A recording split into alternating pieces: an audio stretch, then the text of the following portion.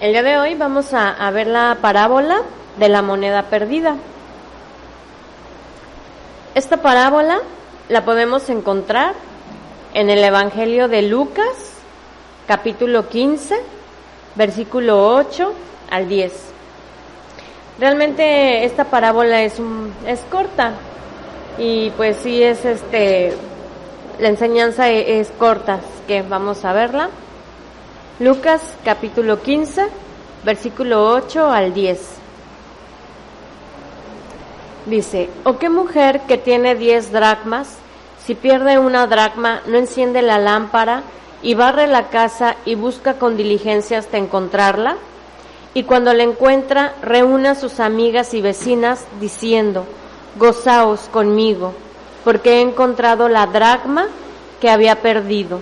Así os digo que hay gozo delante de los ángeles de Dios por un pecador que se arrepiente.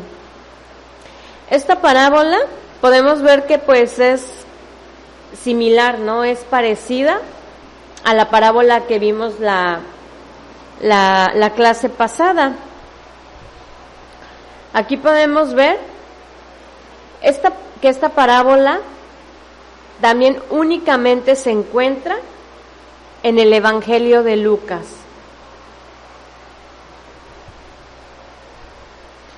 Es en el único Evangelio donde vamos a encontrar esta parábola.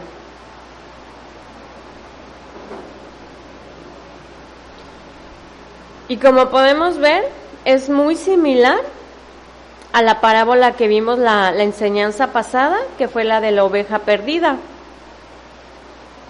Vemos que son parecidas, ¿no? Que cambian algunos elementos, cambia algunas situaciones, pero realmente pues el mensaje central, realmente el mensaje es el mismo. Realmente no existe mucha diferencia entre esta parábola y la anterior. Pues sí, pero sí hay algunas diferencias. Lo que podemos ver en esta parábola es que Lucas tiene el interés de incluir a las mujeres en las enseñanzas. Podemos ver que en esta parábola pues se refiere a una mujer. Y pues realmente en aquel tiempo era algo que no era muy buen visto. Como sabemos, a la mujer no se le tomaba en cuenta. Sabemos que en aquel tiempo la mujer pues era un cero a la izquierda, ¿no? La mujer era como un objeto que no era considerada. Pero vemos cómo pues aquí Lucas toma en cuenta a las mujeres.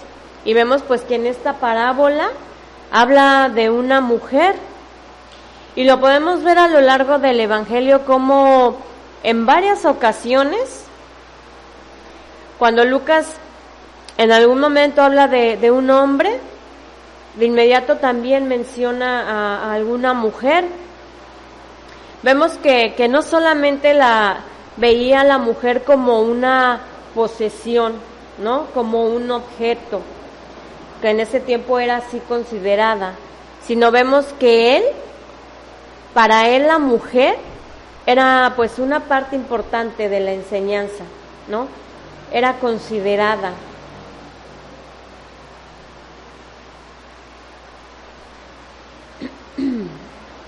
Y podemos ver pues que hay varias enseñanzas de él, ¿no? Donde realmente pues también menciona a mujeres. Lo podemos ver, por ejemplo, la viuda de Sarepta, ¿no? Y Naamán. También podemos ver cómo cuando habla de Zacarías, de inmediato pues menciona a Elizabeth. Y son así varios ejemplos donde él menciona y también considera a la mujer. Y podemos ver pues que este interés por incluir a las mujeres pues no es solo característico de Lucas, sino sabemos y conocemos que también nuestro Señor Jesucristo hizo lo mismo, ¿no? Él también tomó en cuenta a las mujeres. Podemos ver cómo Él consideraba a las mujeres. Él vino a quitar todos esos conceptos, todas esas ideas donde la mujer era considerada un objeto, ¿no? Era igual considerada como un perro, ¿no? Pero podemos ver que nuestro Señor Jesucristo, para Él, vino a poner esa igualdad, que tanto hombre como mujer, pues, son iguales. Y para Él, pues, valen lo mismo. A diferencia, pues, de los judíos, ¿no? Que ellos consideraban a las mujeres como posesiones, como un objeto. Y vemos que nuestro Señor Jesucristo no tiene miedo de referirse a la mujer como un individuo, como una persona. Y vemos que pues esta historia no es una repetición, ¿no? de la parábola anterior, sino que hay detalles diferentes, ¿no? Hay cambios diferentes. Pero lo que sí podemos ver evidente, que la enseñanza que nuestro Señor Jesucristo nos quiere dar es la misma. Y esto es el gozo grande que había en esta parábola. Ese gozo era por el hallazgo de una moneda perdida, ¿no? Por esa moneda, por ese dracma encontrado. Y vemos que en la parábola anterior el gozo fue por la oveja que se había perdido, ¿no? Porque se encontró esa oveja.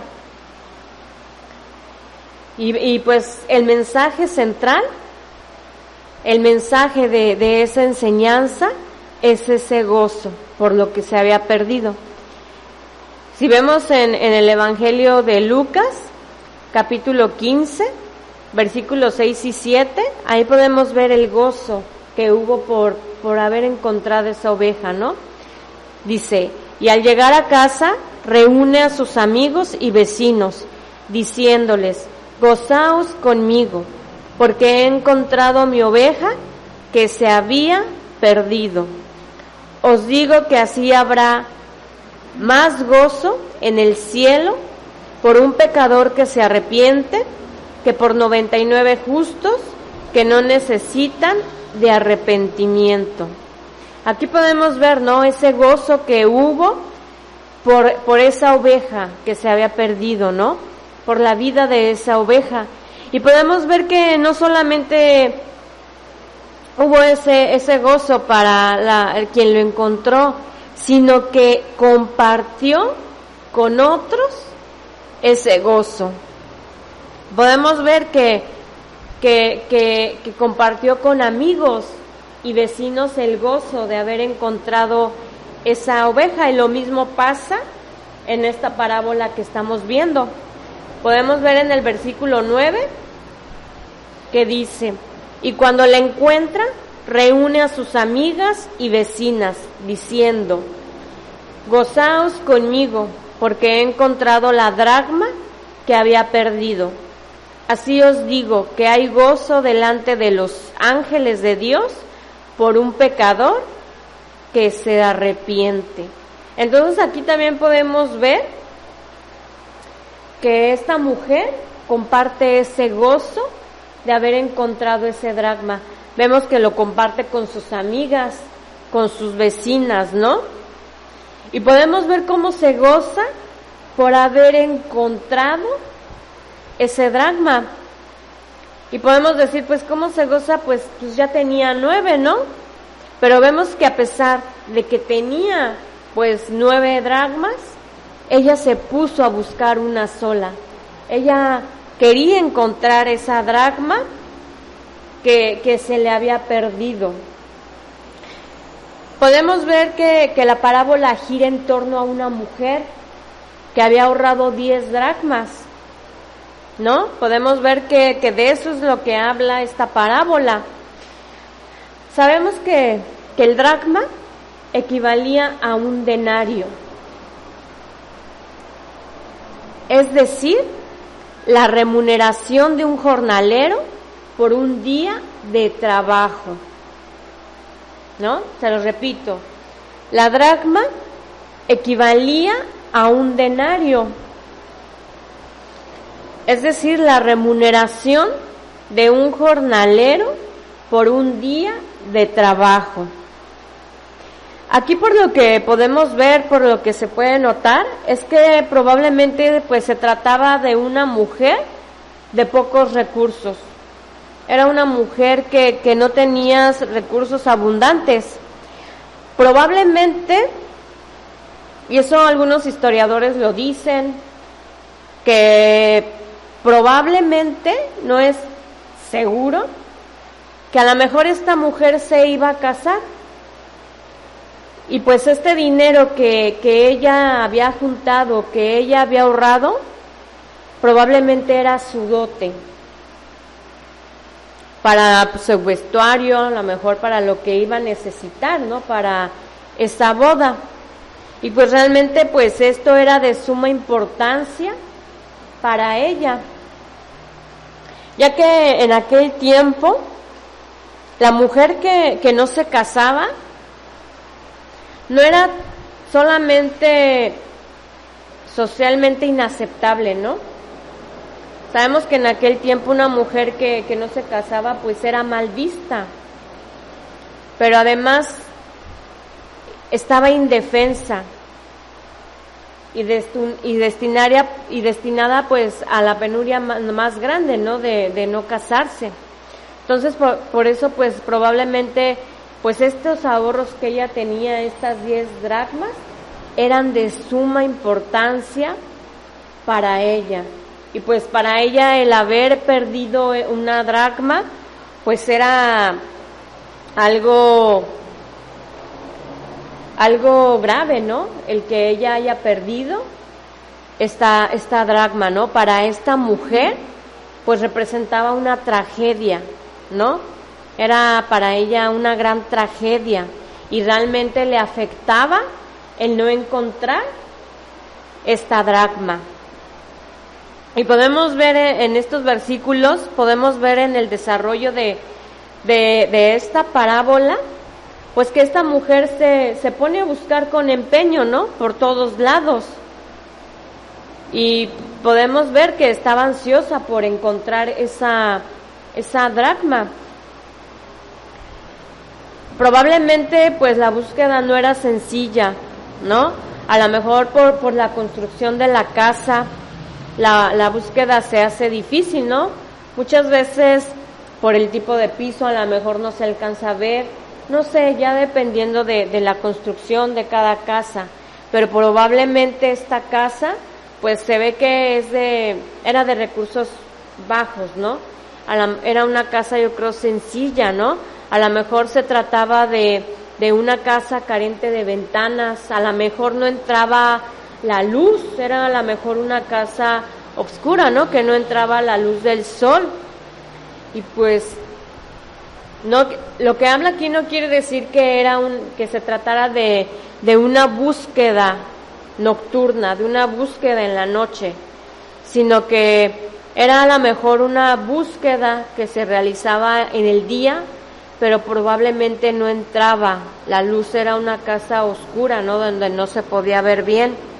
Vemos pues que la mujer enciende un quinqué, ¿no? Para intentar hallarla, ¿no? A lo mejor con la luz que tenía, con la luz que en ese momento ella tenía, pues no se podía ver bien.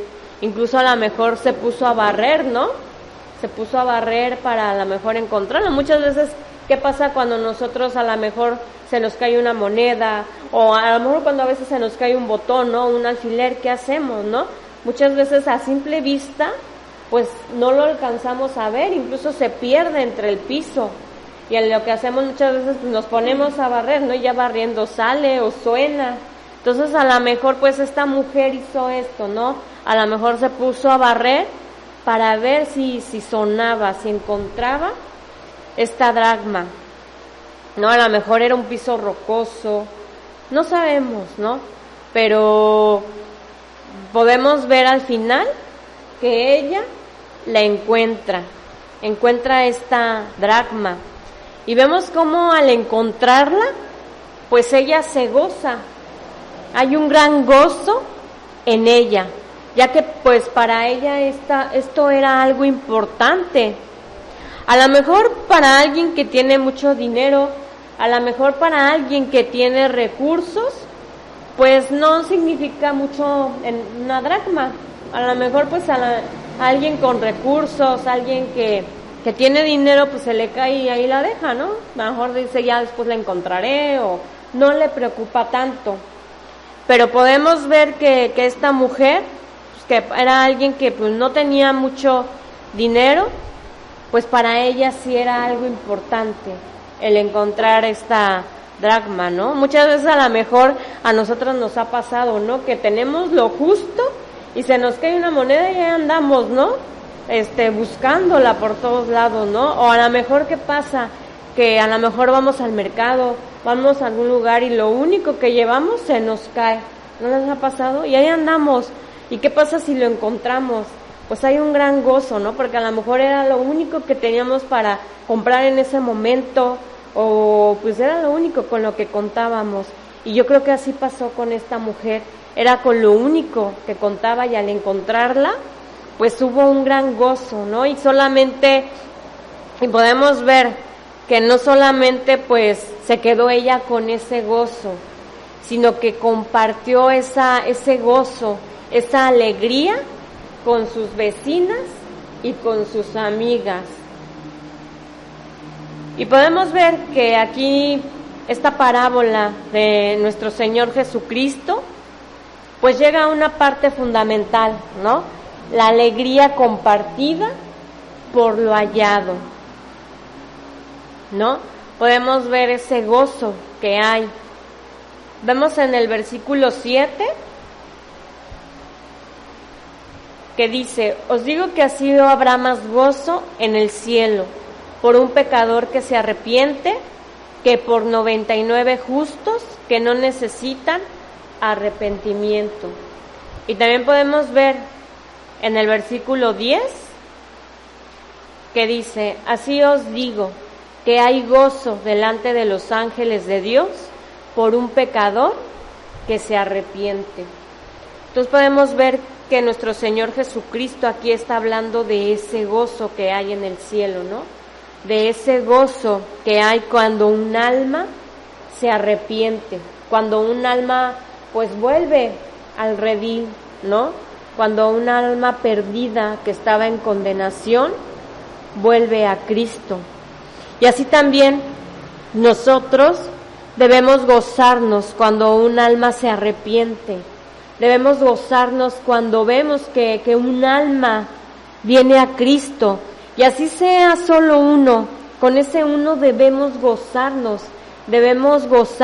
por esa alma que sale de esa condenación, porque es un alma que no se está perdiendo, es un alma que está saliendo de esa condenación y está pasando a esa vida eterna, a esa vida que Cristo da. Pero podemos ver que muchas veces pasa lo contrario, ¿no? Podemos ver y más en estos tiempos, podemos ver cómo aún entre los cristianos, aún en las congregaciones, lo que importa es que llegue gente nueva, lo que importa es llenar el auditorio, ¿no? Lo que importa es que llegue la multitud. Podemos ver cómo hay pastores, hay líderes que lo que les importa es que haya gente. Muchas veces no les importa si realmente nace de nuevo, si realmente se arrepiente, ¿no? Sino podemos ver que para ellos la bendición es que el auditorio, que el lugar esté lleno. Pero vemos que lo importante no es que esté lleno. Lo importante, ¿de qué sirve un lugar lleno de gente si no hay ni uno que se arrepienta, ¿no? Si no hay uno que se salve. Sabemos que lo importante no es la cantidad, sino lo importante es que realmente haya un arrepentimiento genuino. Podemos ver cómo hoy en día en las congregaciones se habla, ¿no? Que realmente una iglesia bendecida, realmente una iglesia donde se ve la bendición de Dios, es una iglesia donde hay mucha gente, ¿no? Donde está lleno, donde lugares están a más no poder. Pero sabemos que eso no es así, porque podemos ver un lugar lleno de gente, supuestamente alabando a Dios, hasta a lo mejor, ¿no? Adorando a Dios, pero donde no hay ni un salvo, ¿no? Porque sabemos que muchas veces utilizan ese lugar para hablar de la prosperidad, para hablar de que Dios quiere arreglar los problemas. ¿Y qué pasa con esa gente? Pues busca a Dios con un fin, ¿no? Para obtener un beneficio. Realmente lo están buscando por un interés. Están ahí para recibir algo, y no es la salvación, y no están buscando el arrepentimiento, ¿no? Sino están buscando un beneficio propio. Y eso es lo que está pasando en muchas congregaciones, ¿no? Que están llenas de gente, ¿no? Llenan auditorios, pero realmente la gente está siendo muchas veces entretenida, ¿no? La gente está oyendo lo que quiere escuchar, lo que la carne quiere oír, pero realmente no está escuchando el mensaje de salvación. Realmente no está escuchando que debe de haber un arrepentimiento, no está escuchando su condición en la que está, no está escuchando que necesita arrepentirse, ¿no? Que necesita de Cristo, que necesita volver al camino, volver al redil. Y puede estar lleno un auditorio, pero realmente las almas se están perdiendo, ¿no? Y mucha gente ve y se goza de tanta gente que hay, ¿no?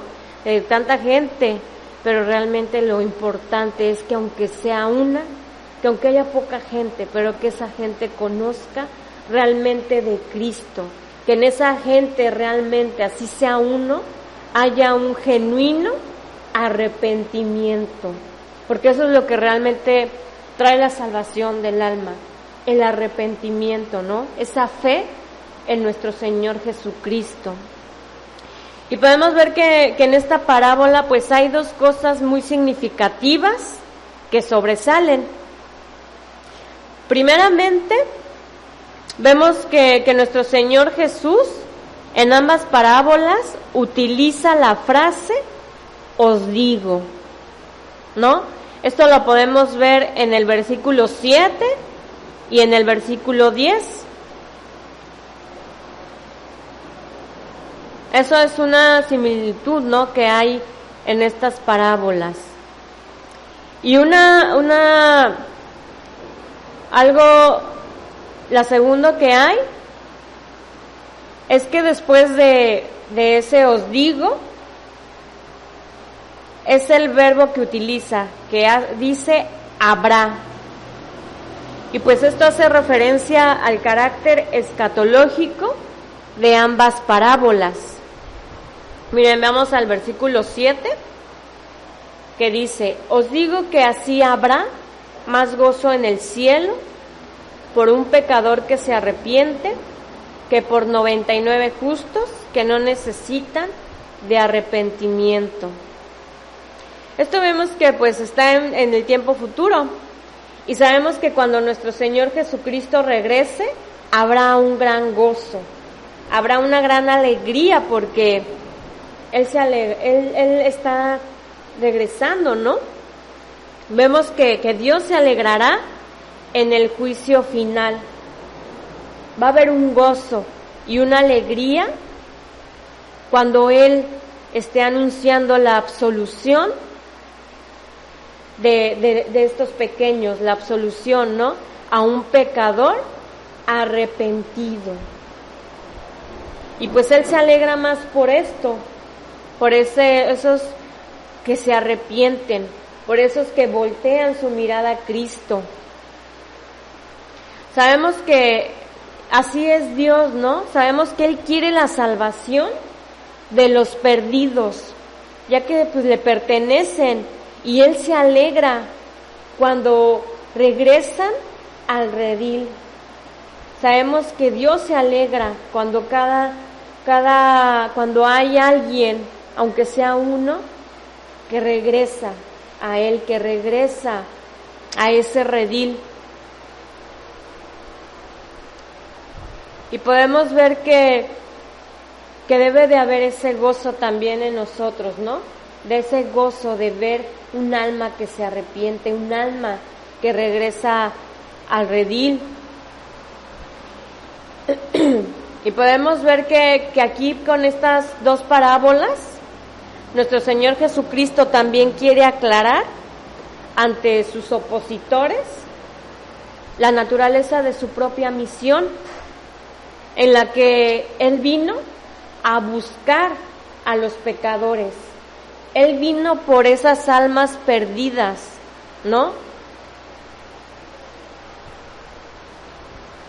Y aquí podemos ver que nuestro Señor Jesucristo les está mostrando a esos hombres religiosos, a esos fariseos, el valor de los pecadores, el valor que tenía para Él.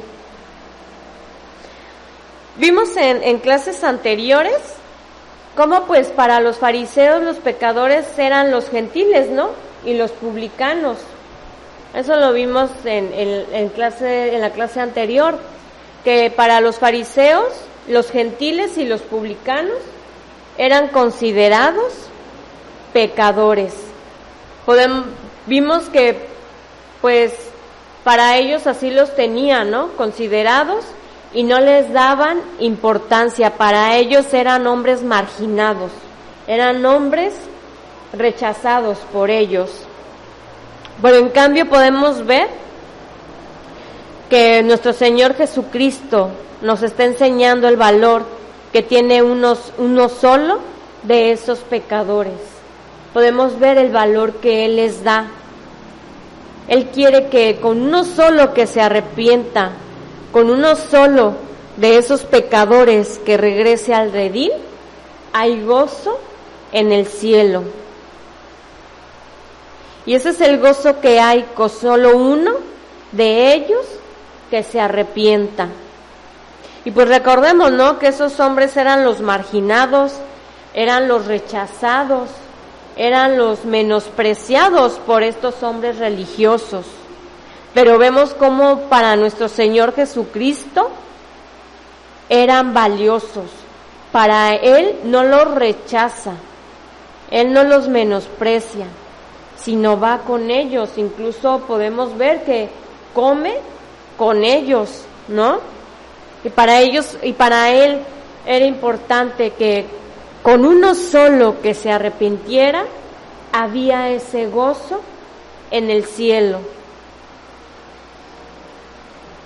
Podemos ver que su gozo era grande al ver el cambio de actitud, ¿no? El ver que se arrepintieran de su camino. Y podemos ver que en esta parábola de la moneda perdida, pues forma parte de una trilogía, ¿no?, de parábolas que son exclusivas del Evangelio de Lucas. Podemos ver que forman parte de esta trilogía, pues la parábola de la oveja perdida, esta parábola del dracma perdido, y también la que vamos a ver, que es la parábola del hijo perdido. Y pues estas tres parábolas no solamente aparecen en este Evangelio de Lucas. Solo en este Evangelio es que aparecen estas parábolas. Y sabemos, ¿no?, que el Evangelio de Lucas está dirigido a los gentiles. Este Evangelio él lo dirigía a los gentiles. Y podemos ver cómo en esta sección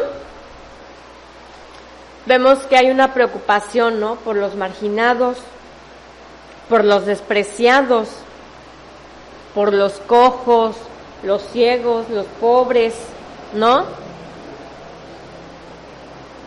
Vemos que habla de esta parábola,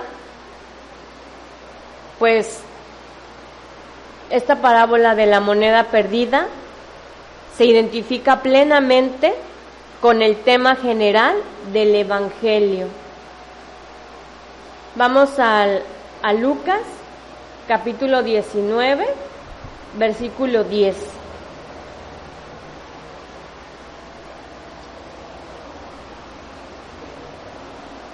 Lucas 19, 10.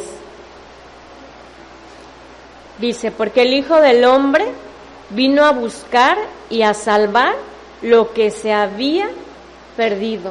Sabemos que eso vino nuestro Señor Jesucristo, que ese es el tema general del Evangelio, ¿no? Que vino a dar su vida, que vino a morir por los que estábamos perdidos, ¿no? Y ahí pues estábamos nosotros, ¿no? Ahí estamos incluidos nosotros. Sabemos que nosotros estábamos perdidos, estábamos condenados. Y vemos que nuestro Señor Jesucristo nos buscó. Vemos que Él nos vino a buscar y nos dio esa salvación. Sabemos que eso es a lo que vino nuestro Señor Jesucristo. Y vemos que en estas enseñanzas podemos ver la alegría que hay, la alegría desbordante que se efectúa cuando algo perdido se halla. Sabemos que Dios se interesa en el bienestar espiritual, en el bienestar material de la humanidad,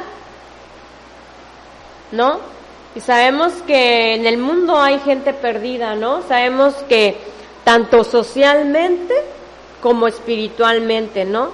Sabemos que cómo está la situación, ¿no? Cada vez peor, la economía está peor, ¿no? Pero sabemos que lo más importante es lo espiritual, nuestro bienestar espiritual. Y sabemos que necesitamos ser hallados. Sabemos que necesitamos que Cristo nos encuentre, que nos halle. Y también podemos ver, ¿no? Que podemos también que nuestro deseo, así como Cristo nos halló, como Cristo nos buscó y nos encontró, así también ese debe de ser nuestro anhelo, ¿no? Que busque a la gente que se está bien, vemos que la gente se está muriendo, sin conocer a Cristo.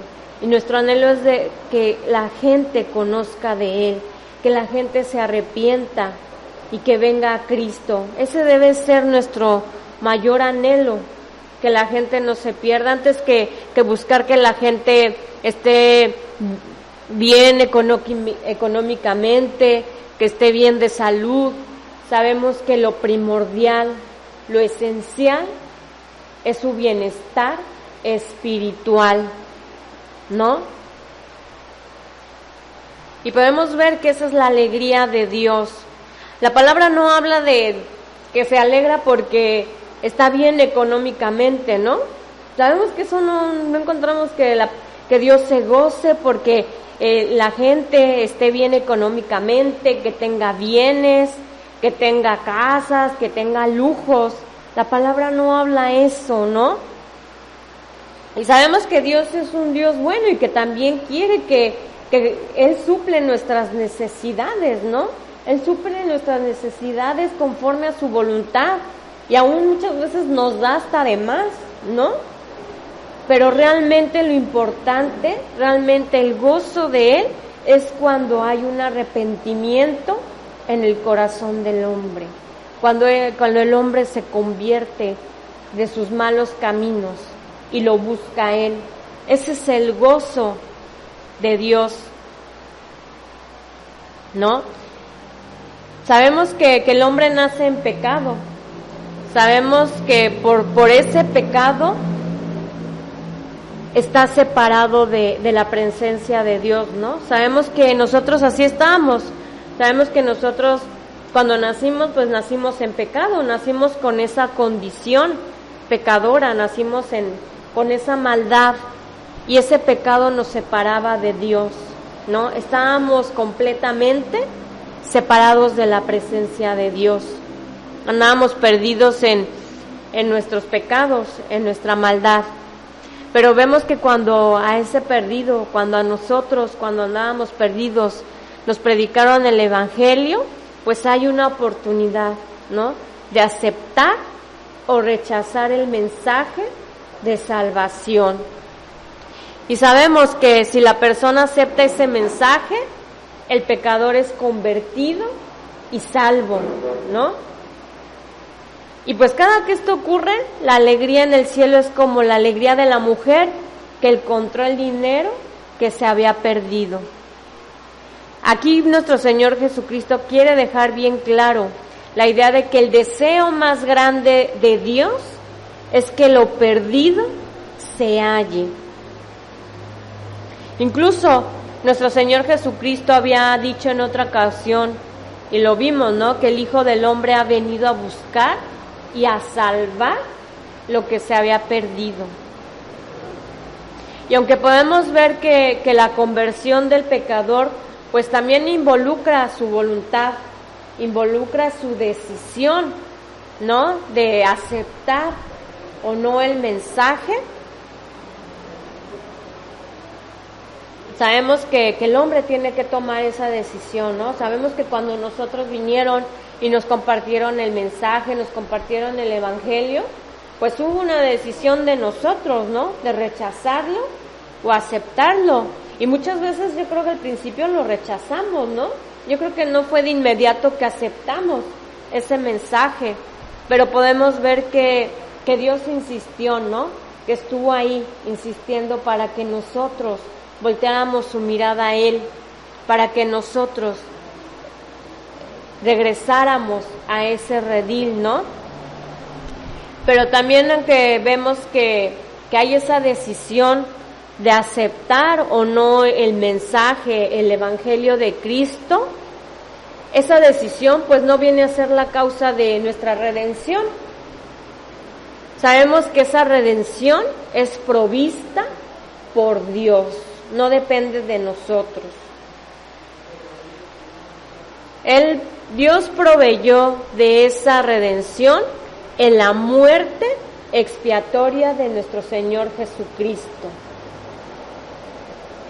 Él dio a su Hijo por los perdidos. Él entregó a su Hijo por los que andaban perdidos, por los pecadores. Y esa es obra de Cristo, es obra de Dios, no es obra de nosotros, sino solamente de Dios. Y aunque viene nuestra decisión, pero esa obra es de Dios. Y es por eso que pues Dios se regocija cuando cada pecador perdido se apropia de esa redención en Cristo a través de la fe. Sabemos que es por la fe en nuestro Señor Jesucristo. Sabemos que es por esa fe, pues que en Él que viene esa salvación y que viene el que otra vez tengamos esa comunión con Dios. Viene otra vez ese encuentro con Dios. Vemos que ese regocijo es grande cuando el perdido, cuando el pecador es hallado. Y nosotros también debemos de regocijarnos, ¿no? Y debe de haber también esa preocupación de que realmente el perdido se encuentre. Y debemos cumplir con lo que Cristo nos ha dejado, con esa encomienda de llevar ese mensaje a los perdidos, de llevar ese mensaje a la gente que no conoce de Cristo. Y el saber que si nos rechazan, el saber que si no lo aceptan, no nos están rechazando a nosotros, ¿no?, sino es a Dios. Pero aún en eso sabemos que Dios es quien obra. Sabemos que no es nuestra obra, que ni nosotros por nuestras palabras por ser elocuentes, los vamos a traer a Cristo, ¿no? Sino sabemos que esa obra es solamente de Dios, y Dios es el que hace la obra en cada uno de los corazones. Dios es el que busca a esos perdidos. Dios es el que atrae a esos perdidos a ese redil. Entonces podemos ver que ese es el tema central de esta parábola, ¿no? Ese gozo que hay por encontrar a esos pecadores, a esos perdidos. Ahora vamos a continuar con la siguiente parábola. Vamos a empezar a ver la parábola del hijo perdido. Esta yo creo que pues todos la hemos leído, ¿no? Todas hemos escuchado esta parábola, incluso la ponemos de ejemplo, ¿no? Incluso se ha alegorizado tanto, pero vamos a ver realmente cuál es el tema principal de esta parábola. Yo creo que la hemos escuchado, la hemos leído cientos de veces, ¿no? Pero vamos a ver cuál es su tema principal. Esta parábola la encontramos en el Evangelio de Lucas, capítulo 15, versículo 11 al 32.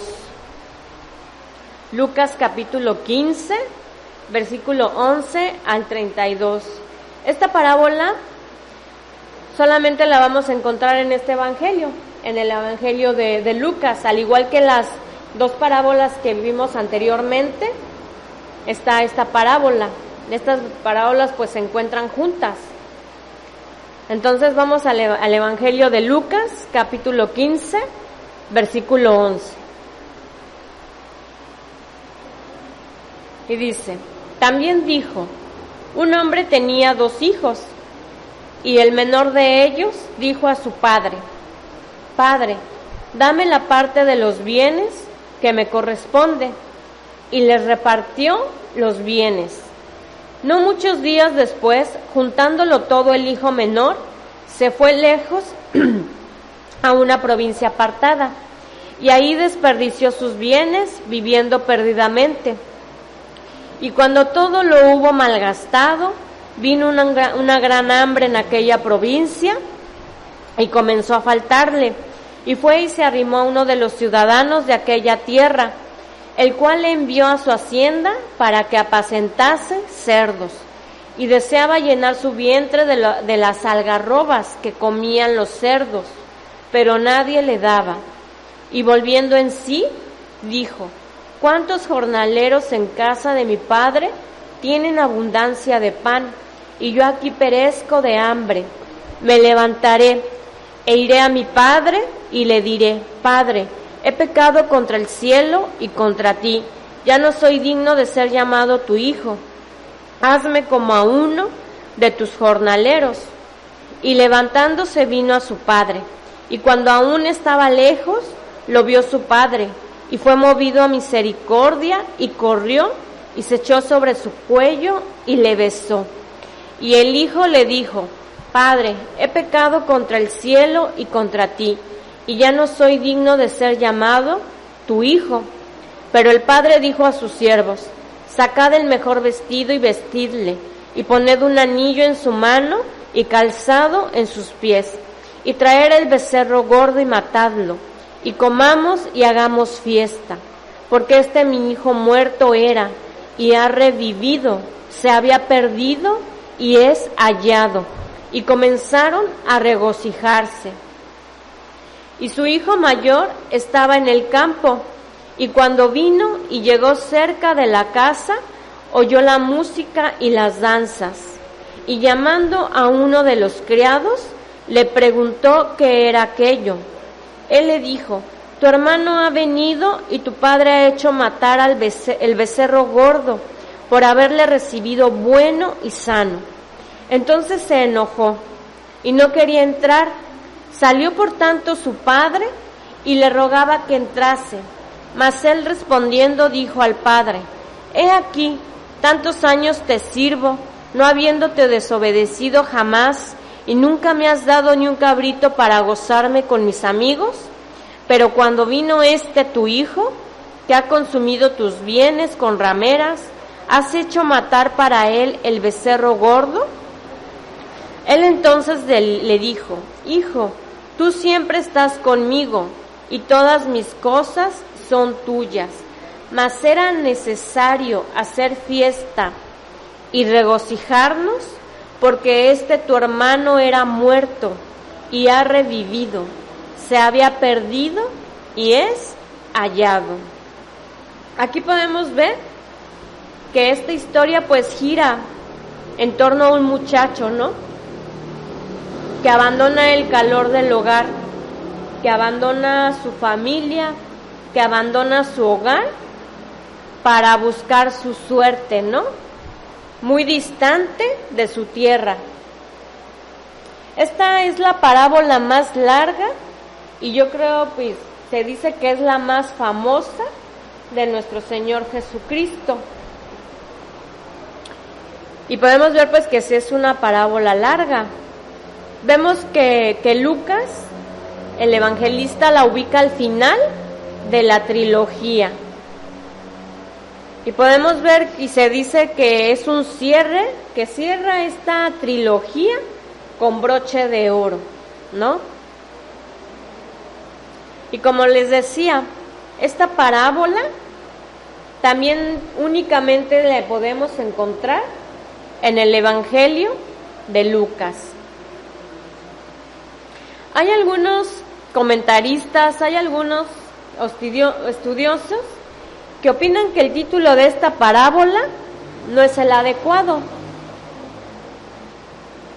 Vemos que la mayoría de la gente, incluso nosotros a lo mejor cuando la hemos leído, cuando la hemos estudiado, pues se le da la importancia al hijo perdido, al hijo que se había ido, que se había perdido, ¿no?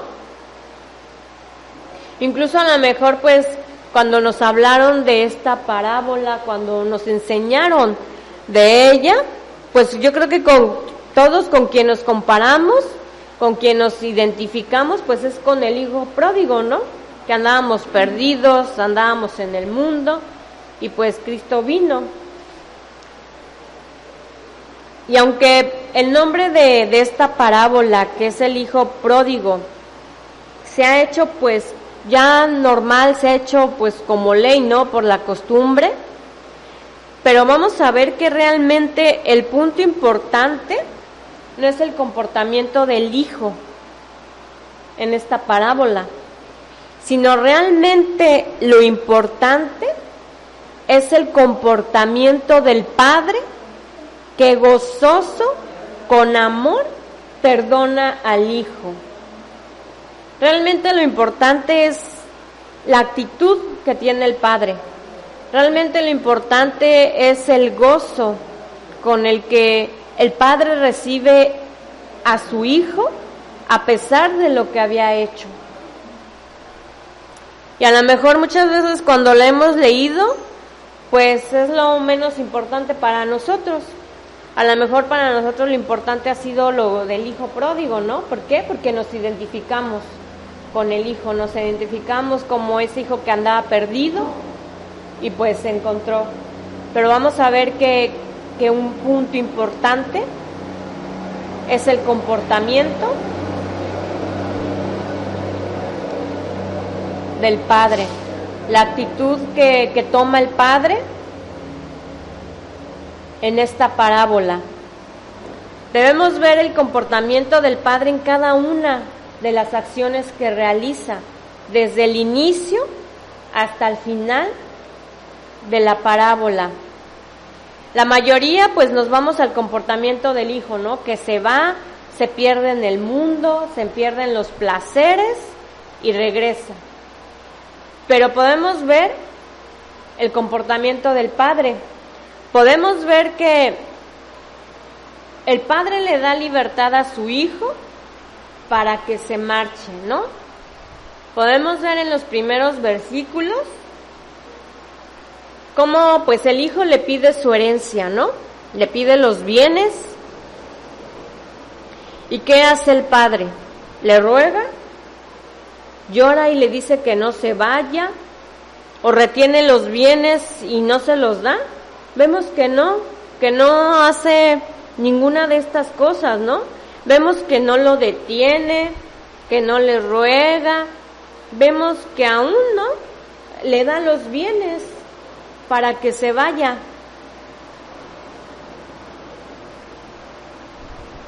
Y a pesar de que, pues, el hijo le pide, a lo mejor, pues, inoportunamente su herencia, ¿no? Porque el padre todavía estaba con vida, el padre aún no estaba muerto, ¿no? Pero vemos cómo, pues, el hijo trata al padre como si yo hubiera muerto, ¿no? Y vemos que, pues, le pide la herencia. Y vemos que el padre, a pesar de, pues, de lo que hace el hijo, a pesar de que su manera de actuar, pues, no fue la correcta, no lo detiene, ¿no? No le ruega que se quede, lo deja ir. Vemos que él deja ir y le da la herencia. Vemos que no lo detiene. Pero también podemos ver a lo largo de esta parábola cómo el padre está continuamente pendiente del regreso de su hijo, ¿no? Podemos ver que él está pendiente de ese regreso, y es tanto así que cuando él regresa, vemos que el padre no espera dentro de su casa, sino que lo ve aún estando a gran distancia, y vemos que el padre es quien toma la iniciativa y sale corriendo buscando a su hijo para besarlo. Podemos ver que no sale para reclamarle, no sale para decirle que por qué se había ido, ¿no? Podemos ver cómo ese padre lo recibe con amor. Podemos ver cómo, pues, se le olvida, ¿no?, todo lo que el hijo había hecho. Vemos que se le olvidan las ofensas del hijo. Podemos ver que, pues, no había actuado el hijo correctamente con él. Podemos ver que él le pide la herencia y, pues, lo considera muerto. Pero vemos la actitud del padre, ¿no? Vemos que él lo recibe con amor, corre a su encuentro, no espera a que el hijo llegue y le pida perdón o hable con él, ¿no?, que él dé las primeras palabras, sino podemos ver que él sale corriendo al encuentro de su hijo, y vemos que, pues, lo llena de lo mejor de su casa. Entonces podemos ver que el padre de esta parábola, pues, viene siendo el actor principal, ¿no? Podemos ver que es la figura principal de esta parábola. Vamos a dejarlo hasta aquí.